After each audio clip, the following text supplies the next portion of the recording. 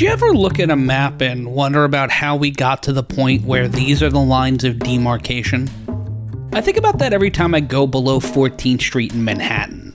No matter the hundreds of times I've been there in that part of the city, whether it be for work, school, or whatever social life I once had, the thought dwelling among many other in my frazzled brain is, how the hell did we decide this is how the streets would be set up? And that's how I feel about the story we're currently telling and wrestling to begin with, especially when you have moments where the more intriguing option isn't taken.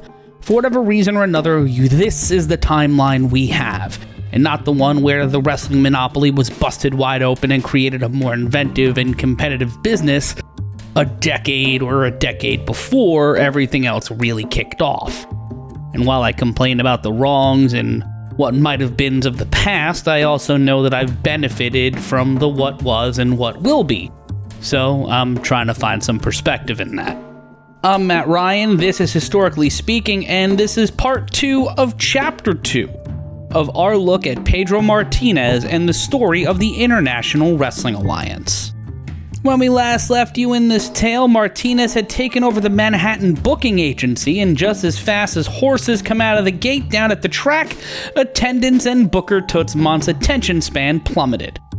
And while I laid out a few reasons to why Martinez's 1952 purchase of the Manhattan booking agency was perilous in our last episode, even though I don't fault him for feeling fleeced in the slightest.